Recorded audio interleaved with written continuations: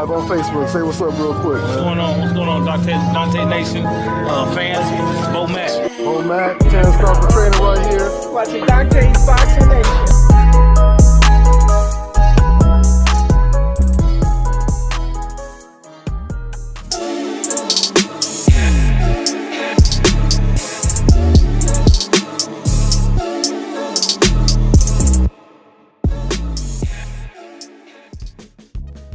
Dante's Boxing Nation, what's going on, guys? Well, it looks like 2020 may be a really big year for Terence Crawford, because Crawford just announced the other day that he's moving up to 160 and he's serious. Matter of fact, his promoter Bob Arum, he confirmed it, and he said they're already working on trying to make the Sean Porter fight and then a possible showdown with Canelo Alvarez at 160. Let me tell you something. Greatness waits for no one. This is the reason why Terence Crawford is pound for pound the best fighter in the world. Terence Crawford has consistently beat the best fighters in whatever division he campaigned at.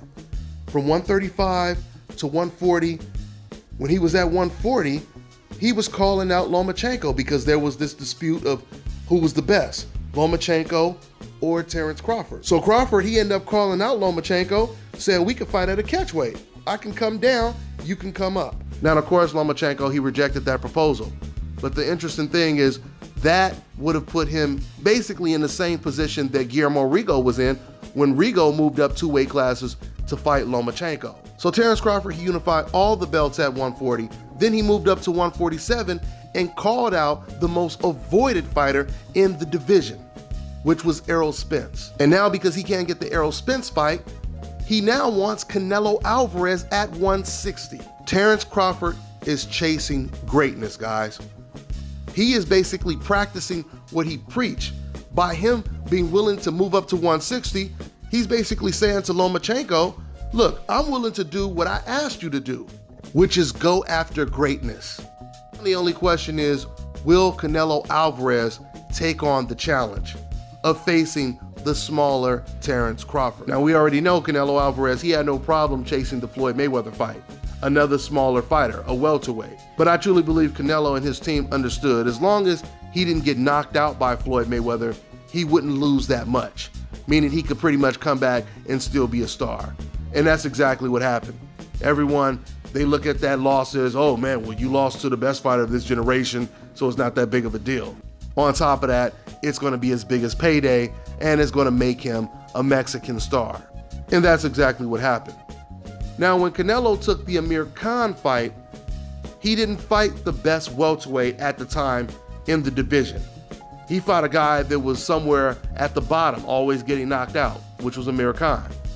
So even though clearly Canelo Alvarez would have a massive size and weight advantage over Terence Crawford, I still don't know if he's willing to take the fight, because styles make fights. I also noticed Oscar De La Hoya, he's always mentioned Errol Spence's name, saying he would love to put Errol Spence in there with Canelo, but he's never mentioned Terence Crawford's name. And matter of fact, the only time he mentioned Terence Crawford's name, now that I think about it, is when he basically said that Crawford's career is not going anywhere, implying he's not getting the opponents that he needs to get to define his legacy. So for Oscar to say something like that without including him as a possible future opponent for Canelo, that tells me that Oscar may possibly think that the smaller Terence Crawford is too dangerous for the bigger Canelo Alvarez. I mean, there's no other way to explain it. We know styles make fights. And Oscar, he wouldn't be the first person to think that maybe Terence Crawford is more dangerous than Errol Spence because of their styles. I mean, Mikey Garcia, he felt the same way. Mikey wasn't interested in a Terence Crawford fight, but he thought he had a chance against Errol Spence because Errol Spence comes forward. But Errol Spence, of course, surprised him, and he found out that Errol Spence was a masterful boxer. So I don't know if Canelo Alvarez would take the fight. I mean, I hope he would take the fight. That would be a huge fight. I mean, if Canelo Alvarez was willing to fight Amir Khan, he has no excuse to turn down a Terence Crawford fight. Canelo Alvarez will be in the same position that Errol Spence was in when he fought against Mikey Garcia. But as crazy as it sounds, I don't know if Canelo Alvarez is as confident as Errol Spence was when he was in that same position. because once again, styles make fights. Canelo Alvarez, one of the guys he really struggled with, was a southpaw by the name of Edeslani Lara. A lot of people believe Edeslani Lara won that fight. Lara's southpaw stance and his foot movement gave Canelo a lot of problems. Well, not only does Terence Crawford have great foot movement, but he's a switch hitter. He can go from righty to lefty. He can fight on the inside. He could fight on the outside. With Lara, all Canelo had to worry about was the left hand.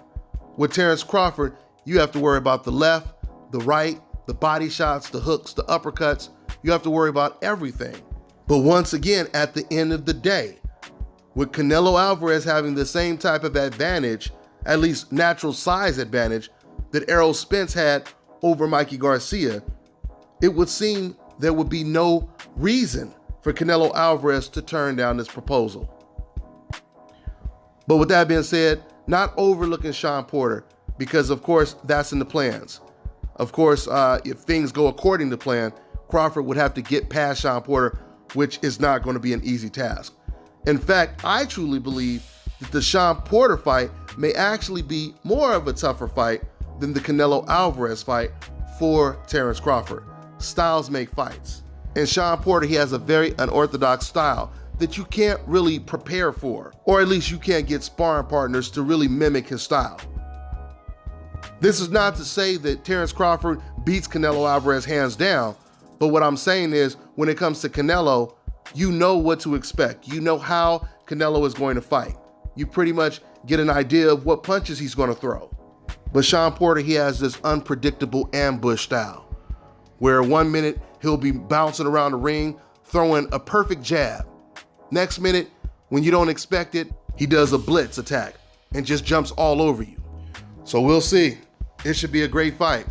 I mean, there's nothing getting in the way of making this Crawford versus Porter fight.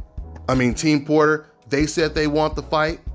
Bob Arum is already saying he's going to try to make the fight. They've already made Wilder versus Tyson Fury, which is PBC versus ESPN.